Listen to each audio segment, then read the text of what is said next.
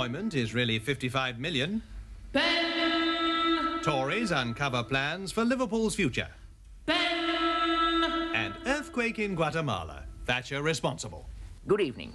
Tonight's completely unbiased news is dominated by the Prime Minister's sadistic speech in Sussex this morning. Then after that, we could publicly disembowel Arthur Scargill. As far as the elderly are concerned, I think we should burn the bastards. Then we could use them as coal, and we wouldn't need the miners act on Schweinhunds. Conclusive proof emerged today that a victory for the Labour Party would ensure full employment, rape to be illegal, a massive rise in the standard of living, no wild election promises and a decent England football team, all within 4 days at the outside. The miners' strike. Hooray for the miners who are on strike. But now, here's Len Murray. Good evening. Here is the weather. Mrs. Thatcher, it appears, was responsible for ending the warm spell, which we all were enjoying so very much. She was also to blame for the rotten weather which followed, including the storms which killed hundreds of people. But now let's move on to the weather picture under the next Labour government. And as you can see, lots of lovely weather with everybody having fun and everything just hunky-dory. And finally, on a lighter note, the amusing story of Mrs. Thatcher's varicose veins. Apparently they're giving her hell. Good night. By the way, did you actually see a varicose vein?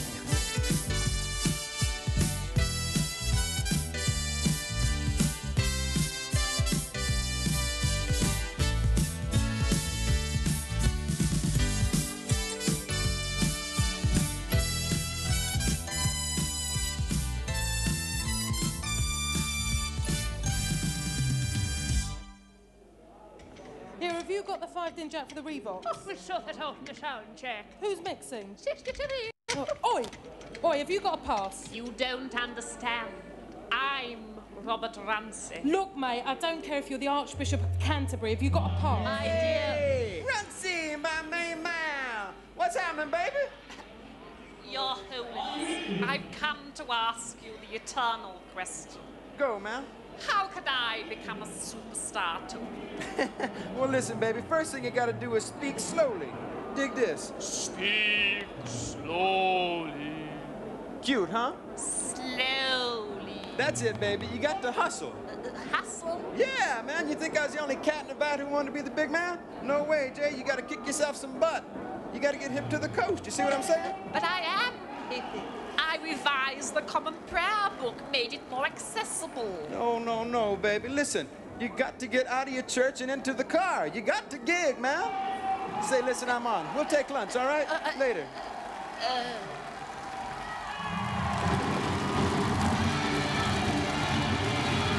Ladies and gentlemen, the right for Rome. Here he is, the one and only John Paul Dole.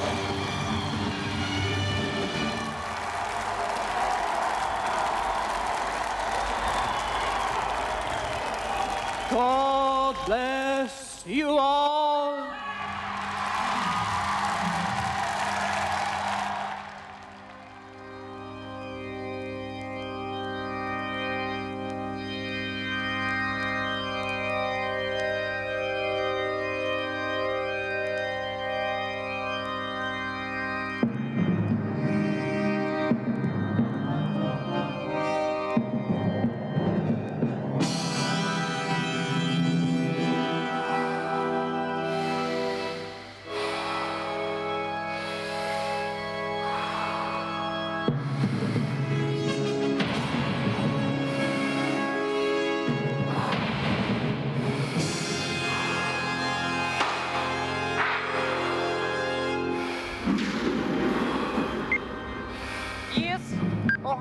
I'm from the Jehovah's Witnesses. Do you believe God is your saviour? No, I'm Sylvie. Oh. Come with me on a journey to the far edges of reality, to the twilight world of the unknown, to the world of the Shadow Cabinet.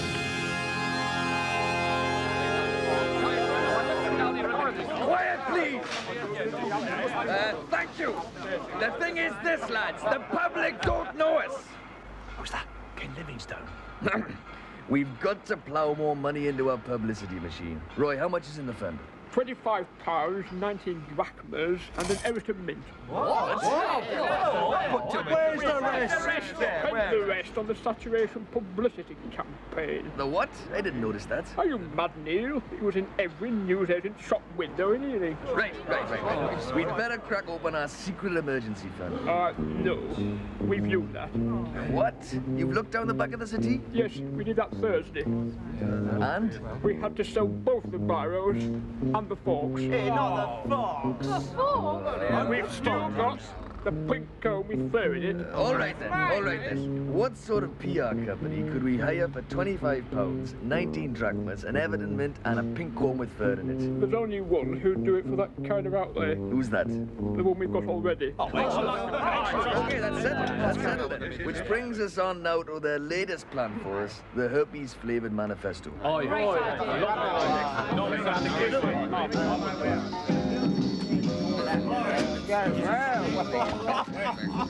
Right, scum! Does anyone have any questions? Yes, me, please. Well? Why do we pay a police constable who's just started more than we pay a ward sister? Tell him, Norman! Yes, leader. Foul pest. When were you last in an NHS hospital for, let's say, concussion or double concussion? Never. I've got private health care. Exactement. Now, when did you last cause a near riot by depriving the NHS of nurses and doctors and extra funds? I do that all the time. Exactement. Ergo, you need police protection. You mean we pay the police a high salary to protect us from the people we take the money from to pay the police a high salary? Yes. Don't the nurses mind? Of course they do. If they didn't mind, it wouldn't be any fun, would it? Anyone seen the opener? I really... Right. I now declare open this meeting of the Social Democratic Party Shadow Cabinet. Damn it. Go and see who that is, Roy. Oh, for God's sake, I've been waiting 20 minutes to use this phone. Somebody's dying out there. No.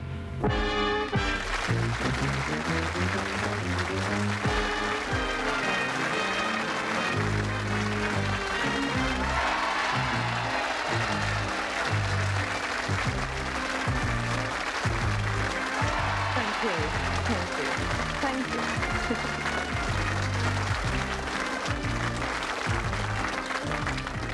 Hello again. First of all, I'd like to thank Mr. Wilcox of Richmond, who sent us this cutting from his local paper. Hot cross buns, 6p. As well as this naughty carrot that looks like a penis. But now, on to dying people. This week we've had literally thousands and thousands of letters from a Mr. Hardy in Kent, who writes... Dear, that's life and death. Please, please, please, please, please. How is that little girl you're collecting livers for? P.S. Here's mine. Well, Mr. Hardy and everyone like him, you can stop sending in your livers now because we've got all the ratings we need. In fact, this many. 17 million people are actually watching at this moment. And thanks to them, the little girl is getting better. But we have decided to get another pet for the programme, a different little girl who sadly hasn't got a head. And thanks to you, she's going to live for another fortnight at most. What she needs now, what she really needs, is a complete set of internal organs. In fact, her body's completely empty. And she hasn't got any arms or legs, either. In fact, she didn't even exist until we made her out of the bits of body you sent in last time. Oh, come on. Come on, surely you don't think that's too sick? Well, that's it, I'm going.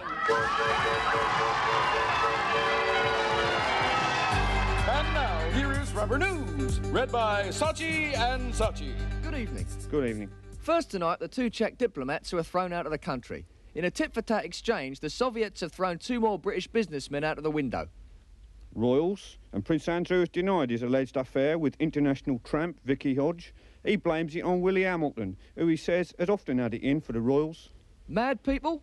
And following the revelation that the Ayatollah sends 12-year-old boys into battle, Britt Ekland has gone to Iran to entertain the troops. And now over to New Scotland Yard for an official statement by the Metropolitan Police. I would like to apologise on behalf of the entire police force for the totally unforgivable lapse by the previous expert on race relations. Naturally, his resignation has been accepted, and may I assure you that for him, the future looks very nig-nog indeed. I'm sorry! Now then, I would like to apologise for the previous spokesman. This is a nig-nog day for the whole bunch. Sorry about that, like, we're not all racist, you know, in the police force, but I'm afraid that you find the odd nig-nog sheep in every... Motorists are advised to avoid the accident nig-nog spot at the junction of... nig... You may be surprised to learn that much of the technology for the space program came from Scotland. Here are some other things that also came from Scotland. Bagpipes, Jimmy Shand, a Bloody White Heather Club, Dr. Finlay, red pubic hair, drunks who tell you their life story and you have to nod politely because you can't understand them, Lulu, that really horrible Dundee cake, Partick Thistle, Moira Anderson, a monster that doesn't exist, wee-wee on the floors of trains, and lots of silly dancing. Scotland, not far from London, not far enough. This public information film was made on behalf of the Welsh Tourist Board, isn't it? Hello. I'm talking to one of the great has-beens of the Labour Party, Dennis Healy. Hello. Mr. Healy, you're past it as far as politics is concerned, aren't you? Yes, that's right. But that's not to say that that razor-sharp mind of yours is being left unused. Certainly not. I've been cataloguing my step shops. Of course you have, and you're going to show them to us tonight, aren't you? Yes, that's right. Unless, of course, you'd like me to say something about Tony Benn being an octomaniac and Neil Kinnock a moderately stupid backbench type. No, none of that, thanks. Right. Well, here's the first one. This is Thatcher after the set. She's changed her image. Hmm? And this is her before. Ah, they advised her to trim her fur, did they? Yes. Removed her pouch, taught her to walk upright, and weaned her off bananas. And this one's your first budget in 1976. Yes. And this is my second budget in 76, my third budget in 76, my fourth... You had a lot of budgets in 76, didn't you, Mr. Healy? Not really, no. Ah, here's one of Sir Geoffrey Howe's first budget. Hadn't quite got the hang of it at this stage. Here's his second. That's the one he left on the tube, isn't it? Yes. Ah, here's one of my finger. So really, Dennis, you're just an untalented amateur whose pictures only get shown because you were once a rather rude politician. Yes, that's right. Thank you, Mr. Healy. And may I say how lovely your garden's looking? You don't mind all this dandruff, then? No, I like it. Oh.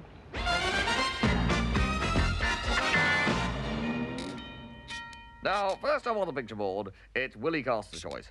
Number 6, please, David. Bless you, Willie. Go only in a cold. Any ideas, Willie? It's really very straightforward. Can you see the picture? Oh, by the way, you can confer. No? Well, I'll give you a point for giggling. The answer was Shergar. The legendary horse. Now on to the next round, which of course is what happened next. Now then, here's a clip from the 1976 World Chess Tournament between Boris Baby and Smirslov. What happened next? Now then, short answers for 10 points. Would someone like to bang their fist on the desk and say in exasperation, I know it, I know it, I know it. No, it's gone. All within 10 seconds. I know it, I know it, I know it. I'll have to hurry you. No, it's gone. Well done. 10 points. Remarkable. This is, in fact, what happened. Of course, they got married. So, Willie's team again. Look at this. What happened next? Any ideas, Willie? It was 1976, and it was Newmarket. We all know where, and we all know when, but the vital question is, what happened next? They got married? No, no. This, of course, was the legendary occasion when a lion ran onto the course, of course. Remarkable. And now, short asses, have a look at this clip. What has ever happened next? The President's brain as Mustang. Since last week, through a series of amazing adventures which for reasons of security cannot be divulged for 30 years, the President's brain is now on a walking tour of the Ukraine. Ed, look. I got all the balls into the clown's face. That'll show those people who call me an asshole. Holy moly, Mr. President, have you seen the papers today? Read this. Oh, terrible, Ed. Mm-hmm. Awful. Yep. What's that word there, Ed? The peppermint spurn. Holy lobotomy. I gotta get this man another brain. Over there, set the word. Holy Moses. I'm the President of the United States. What the hell am I doing eating grass when the merchandise trade deficit has jumped to $10.3 billion?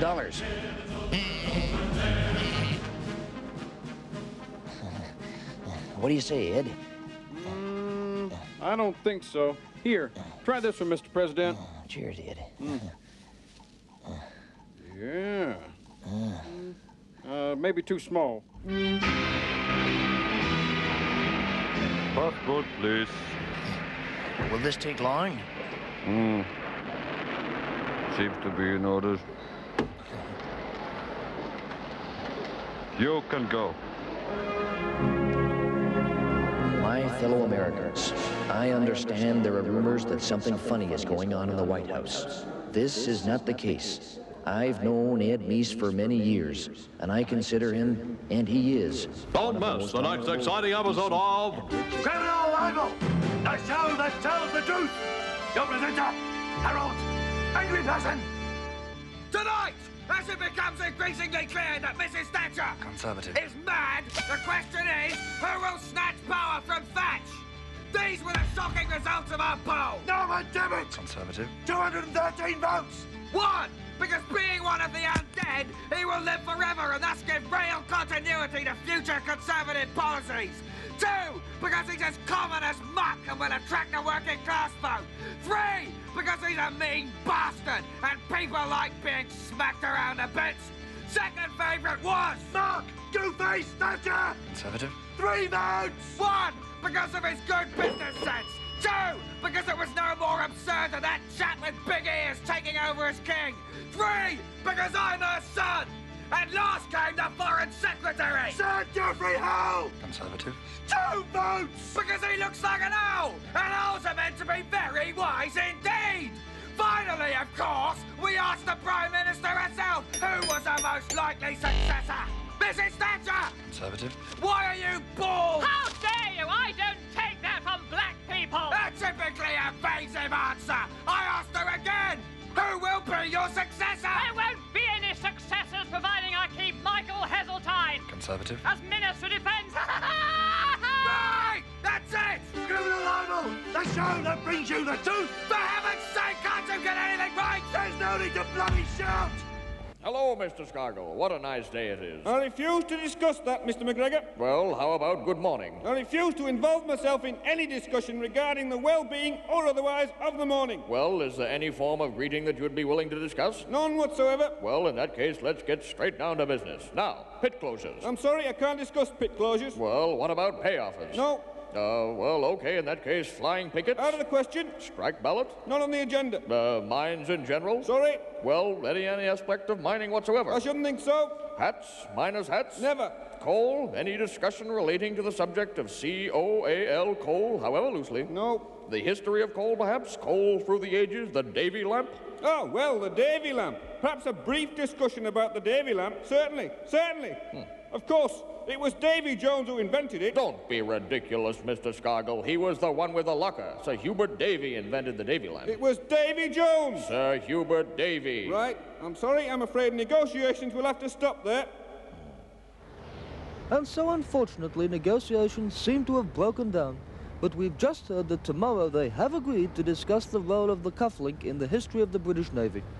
And by the way, the Davy lamp, of course, was invented by Sir Humphrey Davy. Here's a newsflash.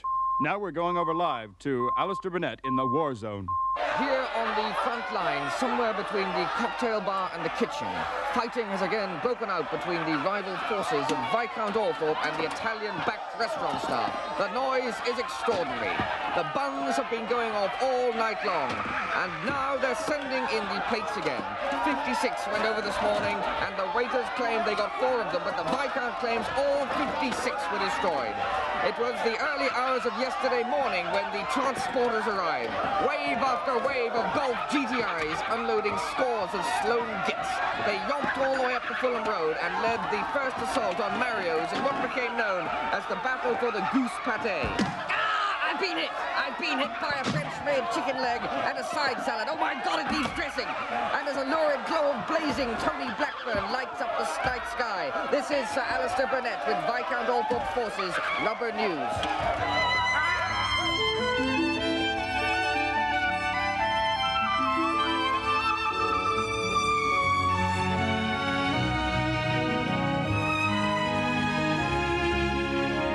Sunday, the 27th day of May, the year of our Lord, 1907.